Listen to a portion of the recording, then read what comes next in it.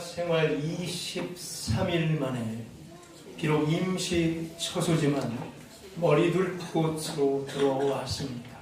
하나님께 영광의 박수 올리겠습니다. 다 불편합니다. 그러나 조금씩 이해해가며 더 하나 될 수 있는 우리 구성의 식구들 되기를 원합니다. 다닥다닥 붙어서 불편하죠? 옆 사람의 체온도 느껴가며 더 친해질 수 있는 기회, 더 하나 되라고 하나님께서 우리에게 주신 공간으로 믿습니다. 여기까지 구름 기둥과 불 기둥으로 인도하신 하나님 아버지께 감사드리며 우리 주님을 찬양합니다. 할렐루야. 오늘은 성탄절을 준비하는 대강절 두 번째 주일입니다. 대강절이라고 하고 대강림절이라고 하고 또 대림절이라고도 합니다. 구주강림절이라고도 합니다. 같은 말. 예수님께서 이미 오셨습니다. 예수님의 처음 오심을 우리는 성탄이라고 합니다. 성탄, 성, 하나님이 가르치는 성이죠. 성령님, 성부, 성령 할 때 성, 탄생하다 할 때 탄, 성탄이죠. 기독교는 12월 25일을 성탄절로 지킵니다. 예수님께서 아기로 이 땅에 오심을 기념하는 날입니다. 하나님께서 이 땅에 피조물의 세계로 직접 내려오신 것입니다. 창조주 하나님께서 피조물인 인간과 더 가까이 이렇게 인간과 관계를 맺으셨죠. 그런데 성탄절에 직접 모습을 가지고 오신 것입니다. 누구나 다 그 생김새를 볼 수 있고 피부를 만질 수 있고 냄새 맡을 수 있고 직접 목소리를 들을 수 있도록 말이죠. 이런 방식으로 오신 것을 영광이라고 합니다. 영광이 뭐라고요? 이러한 보이는 모습으로 나타내 오신 것을 영광이라고 합니다. 창조주 하나님이신 예수님께서 직접 이 땅에 아기 예수로 오신 것을 우리는 영광이라고 합니다. 직접 오셔서 나타내 보여주셨다가 영광입니다. 하늘 위에서만 저 멀리 위에서 목소리로만 계시다가 직접 만질 수 있도록 가까이에 오신 것이죠. 이렇게 나타내 보여주심을 영광이라고 합니다. 오늘따라 옆 사람이 더 가까이에 붙어 있죠. 더 잘 느껴지시죠. 옷도 두꺼운 거 입어서 조금만 움직여도 부시직 소리가 나죠. 다닥다닥 붙어서 말이죠. 이것을 뭐라고 해요? 가까이에 나타냈다? 영광이라고 합니다. 영광을 제대로 이해했다는 신호로 우리 옆 사람이랑 한번 인사할 때 영광입니다 인사하겠습니다. 영광입니다. 몸에 붙어 있습니다. 영광입니다. 우리가 하나님께 영광 할렐루야 찬양하는 것은 하나님께서 우리 가까이에 계시다는 것을 내가 느꼈고 인지했고 감사하다는 우리의 표현인 것입니다. 그리고 예수님께서 곧 이제 다시 오실 것입니다. 예수님의 오심을 다시 오심을 재림이라고 합니다. 재방송, 그렇죠? 재방송, 재수강, 재죠. 림, 임재하다 할 때 림, 재림입니다. 예수 그리스도의 재림. 예수님께서 성탄으로 오신 이유는 우리를 구원하기 위해서 오셨습니다. 그런데 예수님께서 재림으로 오실 이유는 구원하기 위해서가 아닙니다. 예수님께서 다시 오시는 이유는 무엇입니까? 바로 심판하기 위해서 오십니다. 예수님의 첫 번째 오심 초림 성탄은 구원을 위해서 오셨고 예수님께서 다시 오실 때는 심판을 위해서 오십니다. 성탄의 주는 아기 예수로 인간의 족보를 가지고 우리 주님 오셨습니다. 아기 예수는 인간의 족보를 가지고 오셨다. 즉 인간의 크로노스라는 시간, 크로니컬이라는 달력을 넘기는 시간에 묶여서 오셨습니다. 그런데 심판의 주는 천군 천사를 후령하며 나팔소리와 함께 구름 타고 오시는 줄로 믿습니다. 인간의 시간을 초월하여 오신다는 거예요. 무슨 시간이죠? 카이로스의 시간, 하나님의 특정한 시간, 영적인 시간, 카이로스의 시간에서 불쑥 찾아오신다는 거죠. 하나님만이 하시는 시간에 오신다는 거예요. 이번 주에 장례식이 있었습니다. 소천 받으신 어르신께서는 이 땅에서 103세를 사셨습니다. 103세를 살다가 곱게 가는 모습을 봤습니다. 소천하기 전에 제가 얼굴을 뵀는데 참 고운 모습으로 누워 계셨습니다. 이분 잘하면 3세기를 살 뻔하셨죠. 예를 들면 1898년에 태어나서 103세를 살았다면 1800년도도 살고 1900년도도 살고 2000년도도 살죠. 3세기를 살게 되는 겁니다. 대단하죠. 연도는 뭐예요? 크로노스죠. 달력의 시간입니다. 103세를 살다 가신 어르신은 인간의 크로노스를 다 사시다가 천국으로 가셨습니다. 그런데 장례식 때마다 느끼는 것이 있습니다. 오는 것은 순서 있지만 가는 것은 순서가 없다는 것입니다. 오는 것은 순서가 있기에 크로노스로는 올 수밖에 없습니다. 그러나 갈 때는 카이로스로 갑니다.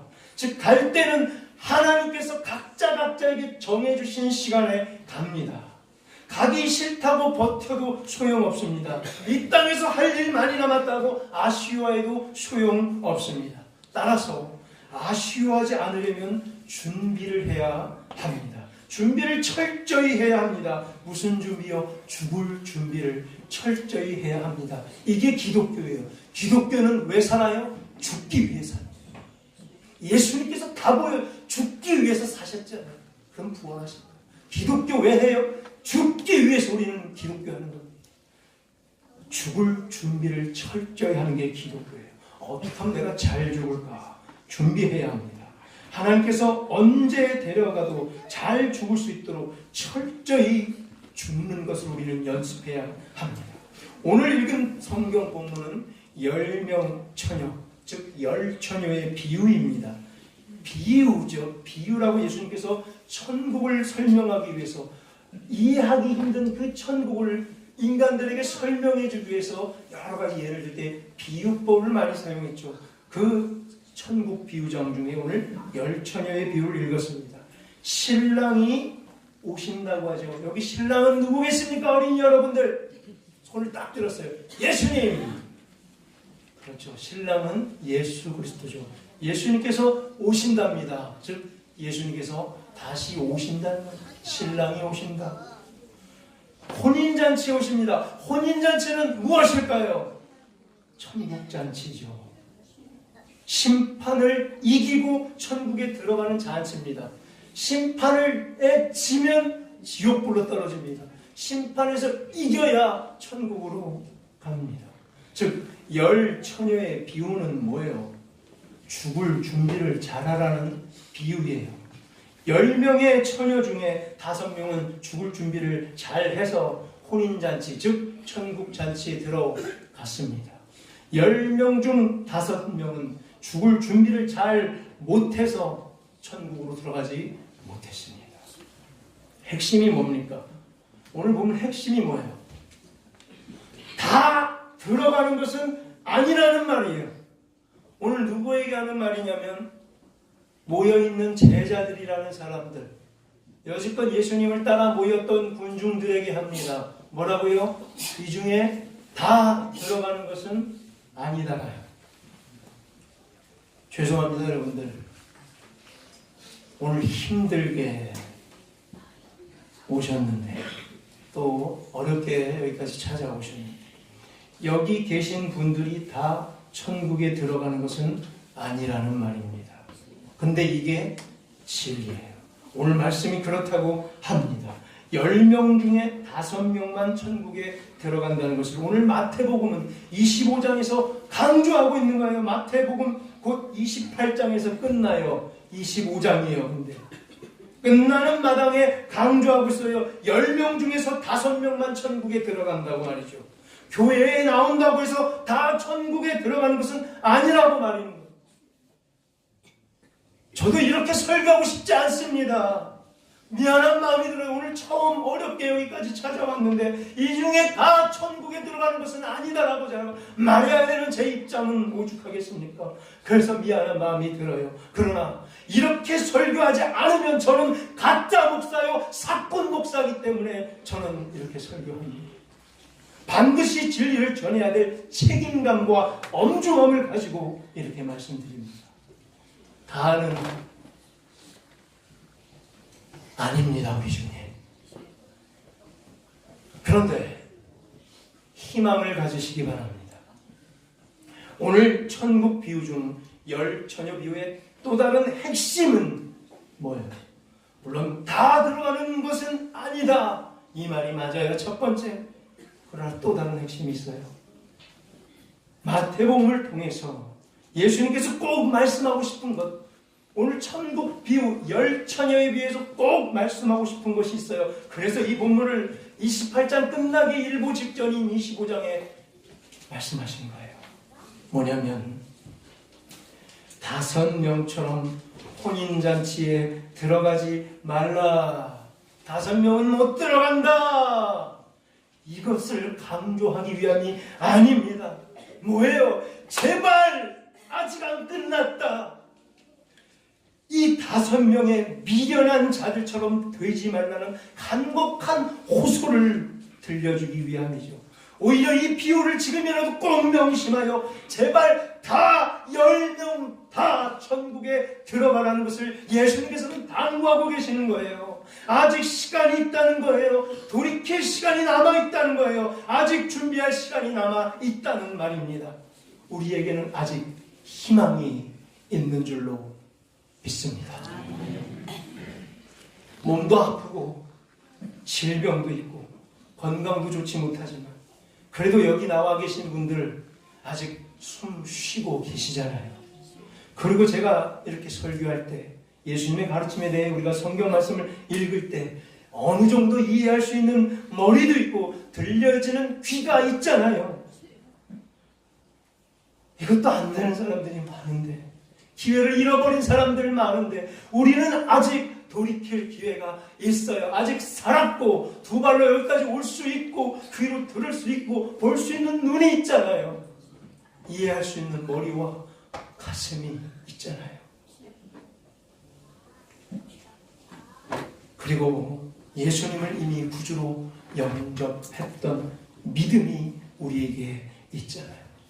혹은 우리 중에 지금 막 영접하고 있는 믿음이 있잖아요. 혹은 곧 영접하고 싶은 믿음이 우리에게 있잖아요. 따라서 희망이 있습니다. 이제 말씀 맺습니다. 그래서 13절에서 예수님께서 외치십니다. 그런즉 깨어 있으라고 말입니다. 그 날과 그 때를 알지 못하니라. 언제 우리가 불려 들어갈지, 각자의 카이로스가 다 틀려서 언제 갈지 순서 없이 말이죠. 그러니 항상 준비하고 있으라 당부하시는 것입니다. 언제 심판대 앞에 서게 될지 모르니 지금 당장 준비하라는 거예요. 내일 하면 늦을지 모릅니다. 지금 당장 영접하십시다. 저녁에 하면 이미 늦을지 모릅니다. 지금 당장 구원의 확신을 점검하십시다. 자, 지금 말이죠. 난 지금 죽으면 심판대 앞에 섰을 때 구원 받을 수 있는가? 천국 갈 수 있는가? 지금 점검하십시다. 진짜 예수님을 그리스도로, 메시아로, 내 개인의 구세주로 믿고 영접하는 거예요. 미련한 자들처럼 기름이 다 없어진 것을 깨닫지 못하고 준비하지 못한 채, 즉 미련한 자들처럼 교회는 나왔는데 아무 믿음 없이 여기 거저 앉아있다 갈 거라면 아직 준비되지 못한 거죠. 혼인잔치에 들어가지 못하는 사람, 우리 중에 아무도 없기를 간절히 축원합니다. 우리 모두 다 깨어있으라는 예수님의 당부를 경청하는 준비된 성도님 되기를 간절히 축원합니다. 믿음의 기름을 철저히 잘 준비하여 신랑 되신 예수 그리스도께서 다시 오실 때 언제든지 맞이하는 복된 인생길 다 되시기를 우리 주님 예수 그리스도 이름으로 간절히 축원합니다.